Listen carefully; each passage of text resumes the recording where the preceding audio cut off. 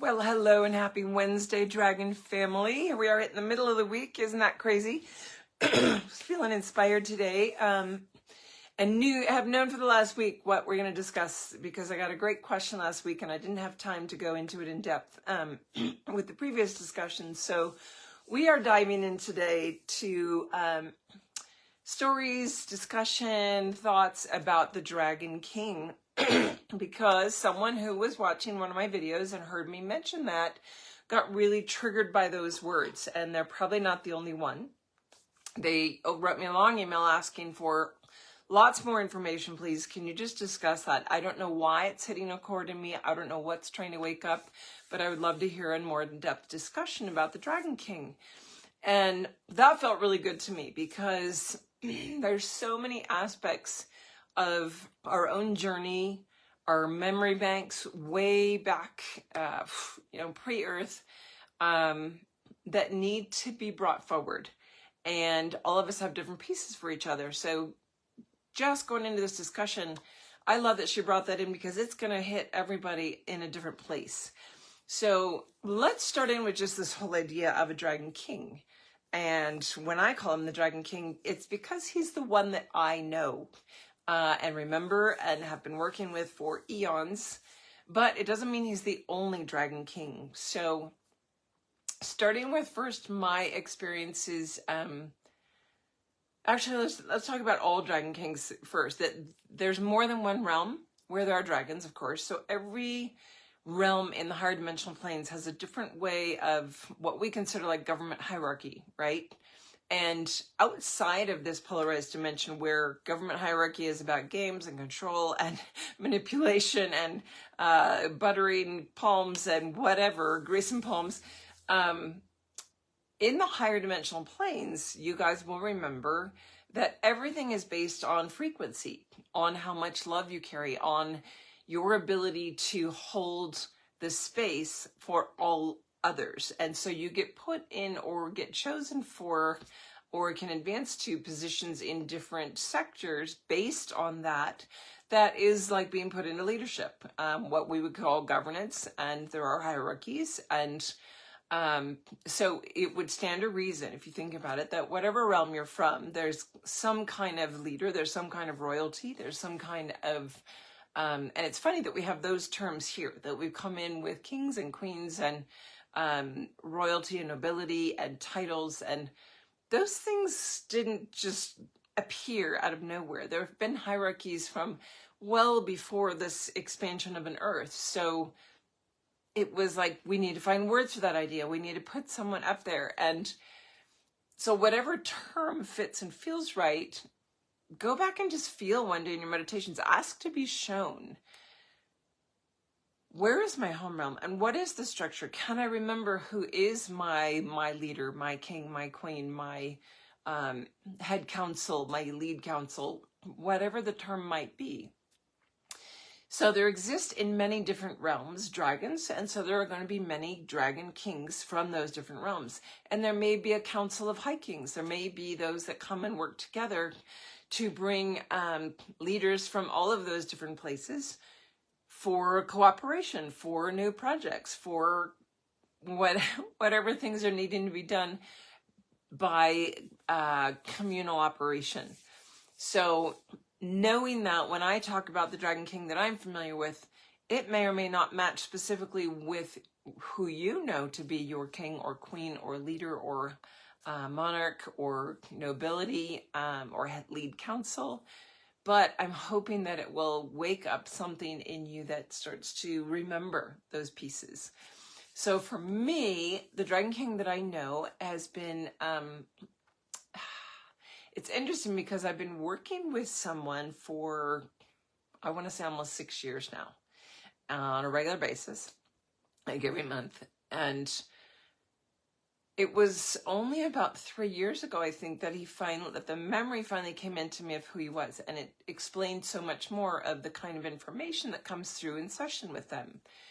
So I will share that this being, who is in a human form, but is the Dragon King from this higher realm that I recognize and remember, is probably one of the most humble, most unassuming, most heart-centered, just beautiful souls who is just here and learning and taking it step by step and has no, when I say Dragon King around him, he doesn't even recognize it as himself. And what's been beautiful in working with that person for the last 6 years is before the Dragon King memory came into me, I was always sort of flabbergasted by the sessions that I would have with this person, because every person's session is different. And the reading information that comes through is insightful, and there's energy work that's done, there's clearing work that gets done, there's healing work, there's all kinds of pieces that come through in a session. But with this one in particular, and the Dragon King's name is Jimla, he's an emerald dragon. Every time I'm in session with him, there are the most profound sharings. And they come through and I re-listen to them, and it's almost like hearing a TED Talk being given, where I know I'm the one delivering it because I'm the one picking up the signal and sharing his information. But truly it's Jimla, the Dragon King, sharing this information. And they've had such incredible insights about our ascension process, about how we move into specific things. And they've come over the years, so I can't grasp a specific one to expound on in this moment, but they've been happening for years.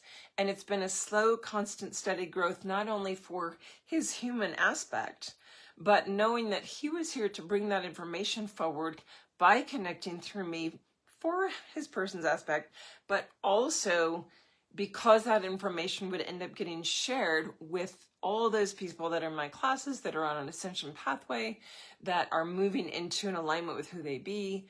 And so it's been this relationship building of really being able to recognize on a soul level the caliber and qualities that are within a Dragon King. And so when I came to know and recognize him as the King was a very interesting moment. I was in session, and all of these pieces were coming forward from way back. And I had done my own, I always tell my students, the further forward we go, the further back we can remember. It's about coming full circle to the end of the loop to finish that level of the spiral, and then we move up. And so like the snake eating its tail, the serpent eating its tail, coming around full circle, which pops it into a sphere. I won't go on those tangents. I was taken back into very, very ancient memory with him. And I was taken into a space where I couldn't describe it as a room or a hall or a specific, there was no architecture and construct around it. But it was a large space, and there were hundreds of dragon commanders there. And the Dragon King was there, and I immediately recognized him as Jimla. And it sort of startled me because I thought, oh my gosh, my client has no idea he's the Dragon King in this realm. Wow. Okay.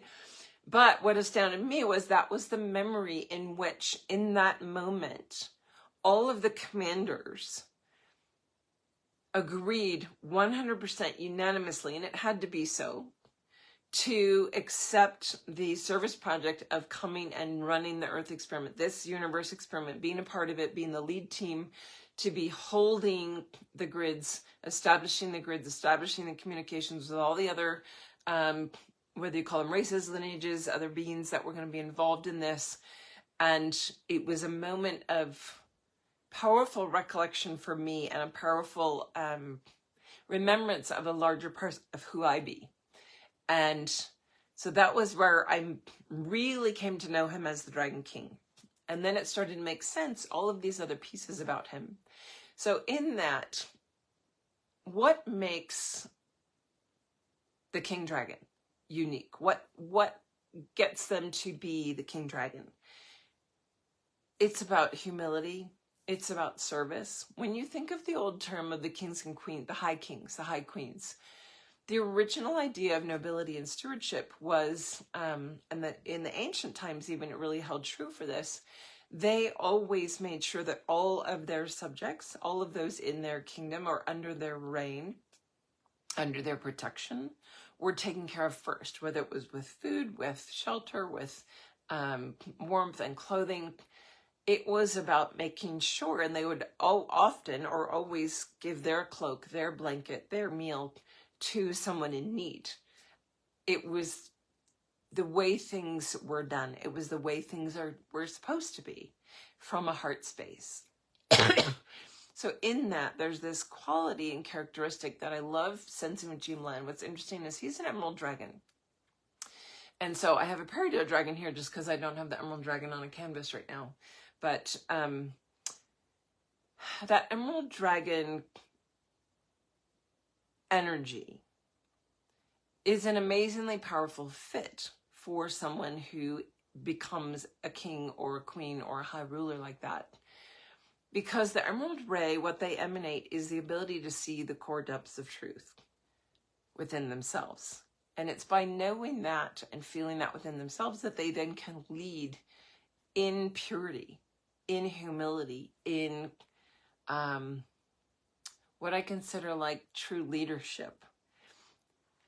So in feeling into and remembering who the hierarchies are in your home realm, who your king or queen is, what they emanate, allow that core of truth. And maybe it's through working with the emerald dragon and that energetic that you can help get to that core memory if it's important to you. And it may not be at this point. It will show up and surface if you need it at any point when it's needed or when it's supposed to. But in that knowing, you may start to have memory of your own positions within leadership, within hierarchies. Maybe you are one of those kings or queens. Maybe you are a high priest or priestess. Maybe you are part of a head council.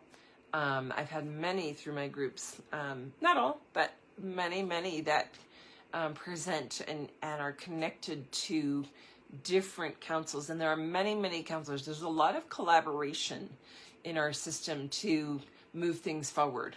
And so it's interesting because a lot of people feel connected to some kind of a council. And that's why there's a lot of collaboration. So in remembering, where does my council sit? Who they interact with? Who are they responsible to? Who do they answer to or then give information up to? So because there's sub-councils within higher councils. And just allowing that information to percolate in and start accessing pieces for you of your own knowing of who you be. You don't have to be on a council or in a position like that to have that assist you in remembering more of your own dynamic, be it just your home realm, an energetic frequency, maybe like the emerald that is a better fit for you, that feels more natural. So I love this question, and hopefully that's, if you guys have any questions as I'm speaking, I know there's quite a few of you online watching, feel free to type them in. Like, is there a question you have about the Dragon King or any Dragon King or Queen that we could expound on here to benefit more that are going to be watching this replay? And if not, I feel like everything that I've shared so far is at least a good basis. And I'm going to share too, why did I pull the Obsidian Dragon in? This one I find interesting because the artist who, Alejandro Pena, who won, actually, these canvases are all from the Oracle deck. And so he was the runner-up for Best Debut Artist for the deck. I was so grateful to find him, and I was totally intuitively led. I asked the dragons, I said, come on, I need to find him. Where is he? He's in Argentina. And certain ones that he captured hold a specific resonant energy that when I look at it, there's things within it. And he nailed it. Every time that he would give me a sketch and I would turn and I would give him feedback of, there's these aspects that need to be captured. But when he sent me the Obsidian Dragon, this one, when I looked at all of them and I said, all right, there's a sense of nobility. We're talking about the Dragon King today. I want people to sense that and feel that. So you can feel in this one, and I'm just going to pan back, but I wanted to bring it in really big and close for you, because just in the stance of his body, and as I hold it in close for you, and this is, you know, not all of you have your decks yet, so I want you to be able to see this one. This is the Obsidian Dragon. He is in the deck. the countenance of his face is really beautifully captured. And what do you capture in that just oozes kingship, nobility? It's the softness, but the incredible strength behind it. You know the obsidian dragon is a higher octave. It's in the power lineage. It's a higher octave of the black dragon. So it's a little more piercing, I'm having a hard time getting it on the hook there. A little more piercing clarity. And he's going to keep, he's going to confound me now trying to get back on the wall. He doesn't want to be on the wall. That's why he wants to be with me. Okay. So it's the core strength underneath. And you feel that too when you connect with many of the dragons, but in particular, like the Emerald Dragon and this capture of the obsidian. When you recognize a hierarchical figure like a king, queen, noble, there's a stance of strength within it, and yet a softness that imbues through it that is so characteristic because of the amount of love they exude. And that is what we're trying to move back into remembrance of within ourselves, because we all hold that, and that's that perfect state of union. That perfect state of union that has all of that characteristic within it and doesn't land in one or the other necessarily in a given moment, but so clearly holds both. And maybe that's one of the greatest things about a leader in the higher realms, whether it's the archangels or the leaders in the star being councils, whatever realms you come from. And I'm always typically addressing those with dragon heritage. In moving back into that, you're going to recognize that those are the qualities that are on the pedestal, that are on the, and they don't put themselves on a pedestal. Leadership is not like a top-down thing like we have here. It's from the center. It's like what Arthur's whole agenda was. We're a round table. We're doing it together. We come together, but I have to hold the staff. One has to assume the responsibility when it crumbles. And that's the one that's willing to hold all the pressure on their back because they're so strong, and yet they embrace and hold the space for the entire circle. So those are those qualities within that I'm hoping get exuded today, and that you can feel through this discussion and start discovering within your own home. Why would it be fascinating or important or helpful to connect in with that memory from your pre-earth journey? Because in so doing, it's going to help you raise back into that which you already know within yourself. You have those characteristics. Maybe you haven't mastered them to the level to be the one put as the king or queen, but you've been around that. You know it. And that's what you're waking up within yourself to reconnect into for this human ascension process as we're merging back into that. So I loved the question. I do have some great questions for next week on Dragon Hearts and Dragon Riders. I've done several discussions on them before that are in the YouTube Dragon playlist that you can search through.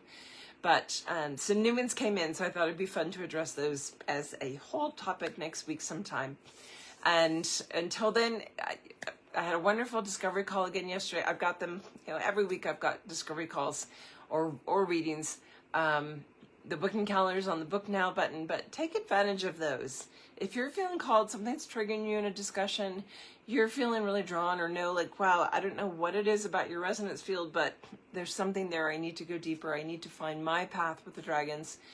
Reach out for one of those discovery calls. They're a lot of fun. They're very insightful, and they're not a reading, but some great stuff can come in and get you where you need to be. So take advantage of those. Take advantage of all the YouTube videos. I realize that there's close to 400. I want to say it's 400.